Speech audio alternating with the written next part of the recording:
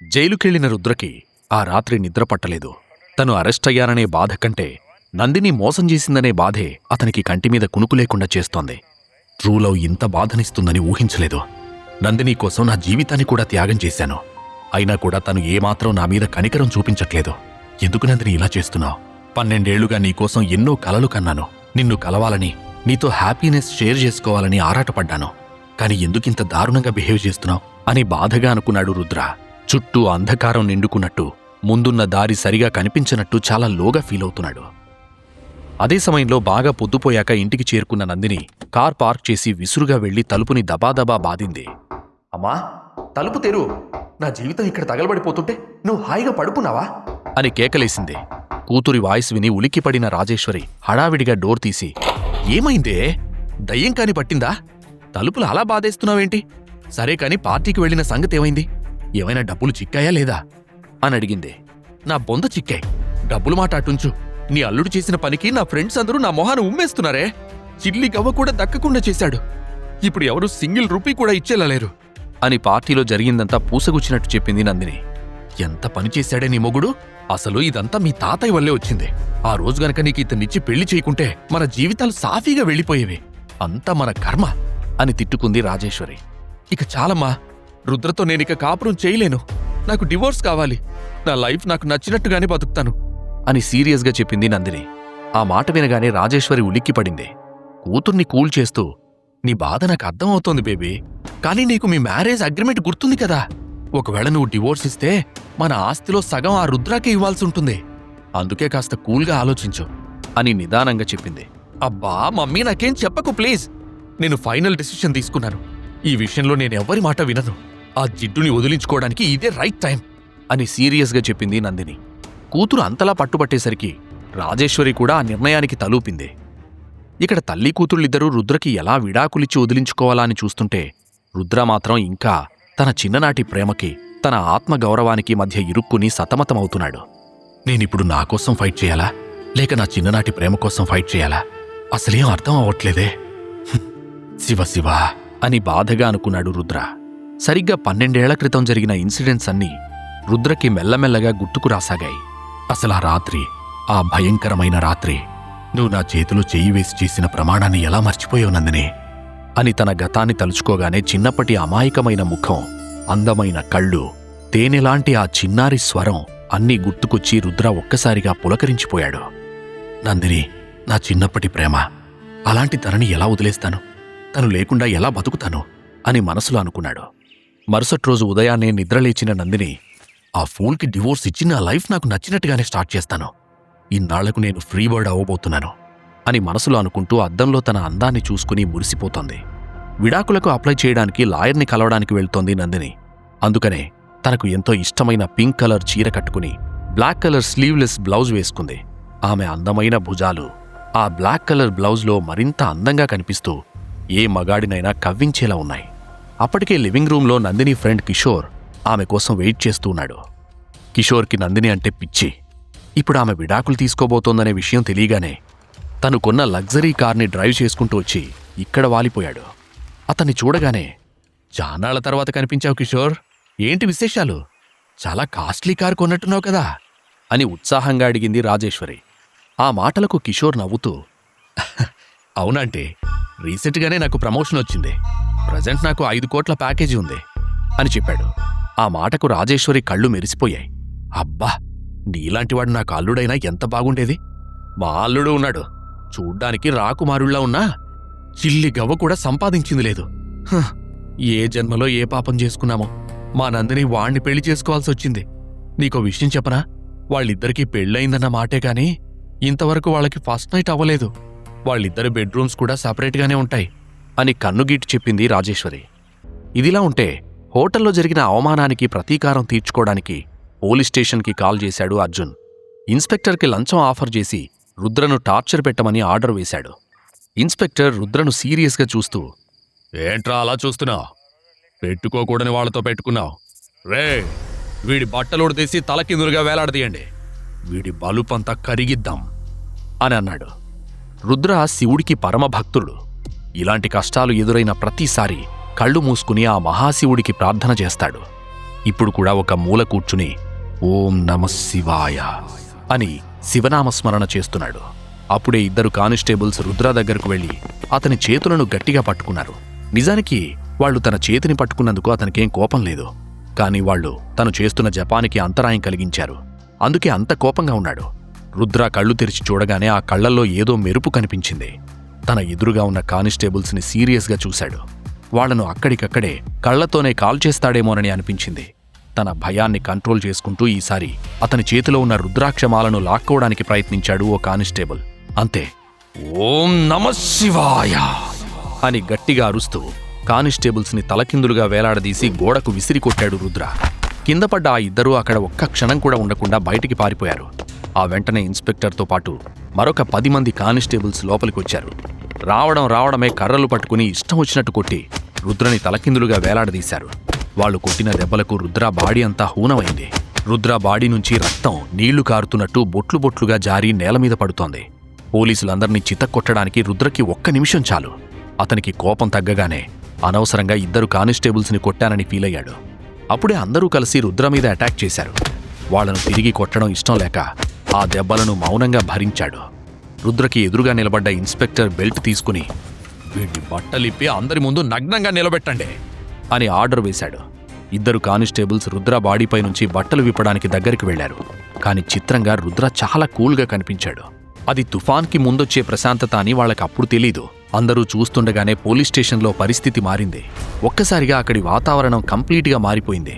రుద్ర మాత్రం కళ్ళు మూసుకుని తిరిగి ధ్యానంలోకి వెళ్ళిపోయాడు. అంతలో స్టేషన్ దద్దరిల్లిపోతున్నట్టు ఒకటే భయంకరమైన శబ్దం. చుట్టూ దుమ్ము ధూళి ఎగసిపడుతుంటే ఏదో ప్రళయం ముంచుకొస్తూ ఉన్నట్లుగా అందరికీ అనిపించింది. ఆ సౌండ్ వినగానే అక్కడున్న వాళ్ళందరూ స్టేషన్ బయటకు పరుగులు తీశారు. అంతలో కొన్ని హెలికాప్టర్స్ కిందకు దిగుతున్న శబ్దం వినిపించింది.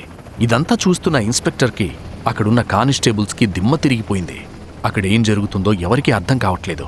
అందరూ వింతగా చూస్తుండగానే ఆ హెలికాప్టర్లలో నుండి 10ల సంఖ్యలో బ్లాక్ కమాండోలు తాడు సహాయంతో పోలీస్ స్టేషన్ ముందు దిగారు. మరొక 10 బ్లాక్ ఎస్యూవీ కార్లు స్టేషన్ ముందుకొచ్చి ఆగాయి. వాటిలో నుండి ఒక 25 మంది దాకా కమాండోలు ఒక్కొక్కరిగా బయటకొచ్చారు. వాళ్ళందరూ ఫుల్లీ ట్రైన్డ్ కమాండోలు. కంబాట్ యూనిఫామ్ వేసుకుని మోడర్న్ ఆయుధాలు పట్టుకుని భయంకరంగా కనిపించారు. వాళ్ళ టీం లీడర్ కెప్టెన్ విక్రాంత్ ఇన్స్పెక్టర్ని తోసుకుంటూ లోపలికి వెళ్లి సెల్లో ఉన్న రుద్రను చూశాడు. రుద్రను చూడగానే అతనికి రక్తం మరిగిపోయింది. వెంటనే ఆవేశంగా ఇన్స్పెక్టర్ దగ్గరికి వెళ్లి, హౌ డేర్ యూ! ఆయన్ని అరెస్ట్ చేసి రాత్రంతా ఇలా టార్చర్ పెడతావా? ఎవరిని అరెస్ట్ చేస్తున్నావో తెలుసుకోకుండానే డ్యూటీలోకి దిగావా అని ఇన్స్పెక్టర్ కాలర్ పట్టుకుని కోపంగా అడిగాడు విక్రాంత్. తన స్టేషన్లోనే తనను ఇలా అవమానిస్తూ మాట్లాడేసరికి ఇన్స్పెక్టర్కి తిక్కరేగింది. చాలు చాలు, మీ డ్రామా ఆపండి. అసలు ఎవరు మీరంతా? ఈ హంగామా ఏంటి? నా మీద పెత్తనం చేయాలనుకుంటున్నారా? నువ్వు భయపెడితే భయపడే రకం కాదు నేను. మైండ్ ఇట్ అని కోపంగా అన్నాడు ఇన్స్పెక్టర్. అతను ఆ మాట ముగించేలోపే రీసౌండ్ వచ్చేలా ఇన్స్పెక్టర్ చెంపపై లాగిపెట్టి కొట్టాడు కెప్టెన్ విక్రాంత్. ఇడియట్! ఆయనెవరో తెలుసా నీకు? మేజర్ రుద్రతేజ. 3 ఏళ్ల క్రితం ఈ సిటీని కాపాడిన వీరుడు. ఒకేసారి 735 మందిని చంపిన రియల్ హీరో. ఆయన ఇండియాలోనే అతిపెద్ద సీక్రెట్ ఏజెన్సీకి చీఫ్. అలాంటి అతన్ని అరెస్ట్ చేస్తావా? ప్రాణాల మీద ఆశ లేదా అని సూటిగా అడిగాడు విక్రాంత్. ఆ మాట వినగానే ఇన్స్పెక్టర్కి చెమటలు పట్టాయి. అంత గొప్ప ఆఫీసర్ని రాత్రంతా లాకప్ రూంలో పెట్టినందుకు అతను భయపడిపోయాడు. అనవసరంగా డబ్బుకి కక్కుర్తి పడకుండా ఉండాల్సిందే. ఇప్పుడు నా జాబ్కే ఎసరొచ్చేలా ఉంది. ఇప్పుడెలా? కాళ్ల మీద పడిపోనా అని మనసులో అనుకుంటూ గుటకలు మింగుతూ నిలబడ్డాడు. ఇక ఏమాత్రం ఆలోచించకుండా రుద్ర దగ్గరకు పరిగెత్తుకుంటూ వెళ్లి లాకప్ తెరిచి అతని చేతికి కాళ్లకి కట్టేసిన తాళ్లను విప్పేశాడు. రుద్రని జాగ్రత్తగా కుర్చీలో కూర్చోబెట్టి తాగడానికి నీళ్ల గ్లాసునిచ్చాడు. అప్పటికే రుద్ర దుస్తులు దారుణంగా చిరిగిపోయాయి. తల నుండి కాలి వరకు రక్తం ధారలుగా కారుతూనే ఉంది. ఆ లాకప్ రూంలో నుండి రుద్ర బయటకు రాగానే విక్రాంత్తో పాటు అక్కడున్న కమాండోలందరూ అతనికి సెల్యూట్ చేశారు. కెప్టెన్ విక్రాంత్ వెంటనే అతనికి కొత్త బట్టలిచ్చాడు. 2 కానిస్టేబుల్స్ రుద్ర బాడీకి తగిలిన గాయాలను క్లీన్ చేస్తున్నారు. దాదాపు 3 ఇయర్స్ తర్వాత కమాండోలందరూ రుద్రని ఫస్ట్ టైం చూస్తున్నారు. అందరి కళ్లల్లోనూ తెలియని గర్వం, ఆనందం కనిపిస్తున్నాయి. వాళ్ళందర్నీ చూసిన రుద్ర కూడా బలవంతంగా వాళ్ళకి సెల్యూట్ చేశాడు. అప్పుడే కెప్టెన్ విక్రాంత్ అతనికి దగ్గరగా వచ్చి, మీరిలాంటి సిచ్యువేషన్లో ఉన్నారని మాకు తెలియగానే వచ్చేశాం. మిమ్మల్ని ఇలా స్టేషన్లో కలుసుకుంటామని అస్సలు ఎక్స్పెక్ట్ చేయలేదు. మిమ్మల్ని అరెస్ట్ చేశారని తెలియగానే మొత్తం మన బెటాలియన్ని తీసుకుని వచ్చేశాను. కొంచెం లేట్ అయినందుకు ఐఎమ్ రియల్లీ సారీ అని చేతులు కట్టుకుని నిలబడి చెప్పాడు Vikrant. No problem captain, all is well. మీరు రైట్ టైంకి ఇక్కడికి వచ్చారు. ఇఫ్ యూ డోంట్ మైండ్ నన్ను మా ఇంటి దగ్గర డ్రాప్ చేస్తారా అని ప్రశాంతంగా నవ్వుతూ అడిగాడు రుద్ర. తప్పకుండా సార్ అని సంతోషంగా చెప్పాడు విక్రాంత్. అక్కడున్న కమాండోలలో కొంతమంది కొత్తగా జాయిన్ అయిన వాళ్ళు కూడా ఉన్నారు. రుద్ర గురించి వాళ్ళు వినడమే కానీ చూడ్డం ఇదే మొదటిసారి. వాళ్ళందరికీ రుద్ర గతం తెలుసు కాబట్టి అందరూ అతన్ని గొప్పగా చూస్తున్నారు. అయితే ఇంత జరిగినా కూడా రుద్ర ఇంకా నందిని గురించి ఆలోచిస్తూ ఉన్నాడు. నిన్న రాత్రి నుంచి అతని గుండె రగులుతూనే ఉంది. నందినిని కలిస్తే కాని అతని మంటలు చల్లారవు. రుద్ర ముందుకు నడుస్తూ ఉంటే కమాండోలు పక్కకు జరుగుతూ మళ్లీ అతనికి సెల్యూట్ చేశారు. ఆ పోలీస్ స్టేషన్లో ఉన్న ఇన్స్పెక్టర్, కానిస్టేబుల్స్ అందరూ కూడా రుద్రకి సెల్యూట్ చేయకుండా ఉండలేకపోయారు. రుద్ర పోలీస్ స్టేషన్ నుంచి బయటకొచ్చి ఫాస్ట్గా కారెక్కాడు. కమాండోలందరూ కూడా అతని వెంట పరిగెత్తి వెనకాల ఉన్న కాన్వాయ్లలో ఎక్కారు. ఆ వెంటనే అన్ని వెహికల్స్ ఒకదాని వెనుక ఒకటి స్టార్ట్ అవుతూ నందిని ఇంటివైపు కదిలాయి. ఆ కార్లను హెలికాప్టర్స్ కూడా ఫాలో అవుతున్నాయి. రుద్ర పక్కనే కూర్చున్న కెప్టెన్ విక్రాంత్ మాట్లాడుతూ, మేజర్, అసలు రాత్రంతా మీరు జైల్లో ఎందుకున్నారో? ఇంత జరుగుతుంటే మాకు ఎందుకు కాల్ చేయలేదు అని సూటిగా అడిగాడు. రాత్రంతా జైల్లో స్పెండ్ చేసి ఉండకపోతే నన్ను నేను తెలుసుకునేవాణ్ణి కాదు. అక్కడ ఉండబట్టే నా ఇన్నాళ్ల అన్వేషణకి ఒక ఆన్సర్ దొరికింది. నిజానికి ఈ రాత్రి నాకు బాగా గుర్తుండిపోతుంది అని చెప్పాడు. అతను అలా చెబుతుంటే రుద్ర గుండె చాలా ఫాస్ట్గా కొట్టుకుంది. నందిని అన్న మాటలు ముళ్ళులా గుచ్చుతూనే ఉన్నాయి. కాని ఇప్పటికీ కూడా అతనికి నందిని మీద ఆశ చావలేదు. కెప్టెన్ విక్రాంత్ మాట్లాడుతూ, రుద్రగారు, మీకొక ఇంపార్టెంట్ విషయం చెప్పాలి. 5 ఏళ్ల క్రితం కశ్మీర్లో చట్ట వ్యతిరేక కార్యకలాపాలపై నిఘా పెట్టి అక్కడ ఒక ఒప్పందం చేసుకున్నాం, గుర్తుందా? అక్కడ ఆ ఒప్పందాన్ని బ్రేక్ చేస్తూ ఒక టెర్రరిస్ట్ ఆర్గనైజేషన్ మనకి సవాల్ విసిరింది. పరిస్థితి చాలా టఫ్గా ఉంది. వాడు ఏ సెకండ్ అయినా దాడి చేయొచ్చు. మాకు మీ అవసరం చాలా ఉంది. అందుకే మీరు వెనక్కి తిరిగి రావాలి అని రిక్వెస్ట్ చేశాడు. నేనిప్పుడు ఒక ఆర్డినరీ పర్సన్ని. అదంతా వదిలేసి 3 ఏళ్లవుతోంది అని నర్మగర్భంగా నవ్వాడు రుద్ర. మరోవైపు అదే టైంలో డివోర్స్ ఫైల్ చేయడానికి కిషోర్తో పాటు కోర్టుకు బయలుదేరుతూ ఉంది నందిని. అంతలో 10ల సంఖ్యలో ఎస్యూవీ కార్లు ఆమె ఇంటి ముందొచ్చి ఆగాయి. ఆ కార్లో నుండి రుద్ర దిగిన వెంటనే ఆమె షాక్ అయింది. అతను నేరుగా నందిని దగ్గరకు వెళ్ళి, నందిని, 12 సంవత్సరాల క్రితం జరిగిన ఆ సెంట్రల్ స్ట్రీట్ సంఘటన నీకు నిజంగా గుర్తులేదా అని అడిగాడు. అలా అడగ్గానే నందిని రుద్ర వైపు వింతగా చూసింది. ఆమె ఆన్సర్ చేయకపోయేసరికి, బాగా థింక్ చేసి చెప్పు. ఆ రోజు బాగా చీకటైంది. కిడ్నాప్, బర్త్డే, నీకేమీ గుర్తులేదా అని అడిగాడు. నీకు పిచ్చి పట్టిందా? ఎందుకు ఏదేదో వాగుతున్నావు? అసలు నువ్వు జైలు నుంచి బయటకెలా వచ్చావు అని నిలదీసింది నందిని. ఎందుకు, ఏమిటి, ఎలా, ఇవన్నీ నీకు అనవసరం. అడిగిన దానికి ఆన్సర్ చేయి. నీకు 12 ఏళ్ల క్రితం జరిగిన ఇన్సిడెంట్ గుర్తుందా లేదా అని అడిగాడు. అబ్బబ్బా, చావు కొడుతున్నావు. నేనింకా ఏదో పాపం అని బెయిల్ ట్రై చేద్దాం అనుకున్నాను. నీలాంటి వాడికి తగిన శాస్తే జరగాలి అని మళ్లీ తిట్ల దండకం అందుకుంది నందిని. అంతే, అప్పటికే ఓపిక నశించిన రుద్ర చాలా స్ట్రాంగ్గా ఒక నిర్ణయానికి వచ్చినట్టు చూస్తూ, ఎనఫ్, మనం ఇక విడాకులు తీసుకుందాం నందిని, రెడీగా ఉండు అని సీరియస్గా చెప్పేసరికి నందినికి ఒక్కసారిగా దిమ్మ తిరిగిపోయింది. ఇంతకాలం తన చుట్టూ పిచ్చోడిలా తిరిగిన రుద్ర తను అడగకముందే విడాకులిస్తానడం ఆమెకు చాలా షాకింగ్గా అనిపించింది. రుద్ర ఈ సడన్ నిర్ణయం ఎందుకు తీసుకున్నాడు? 12 ఏళ్ల క్రితం ఏం జరిగింది? అతను నిజంగానే నందినికి విడాకులిస్తాడా? అతని జీవితం ఎటువైపు సాగబోతోంది? ఈ ప్రశ్నలకు సమాధానాలు తెలుసుకోవాలంటే నెక్స్ట్ ఎపిసోడ్ వినాల్సిందే.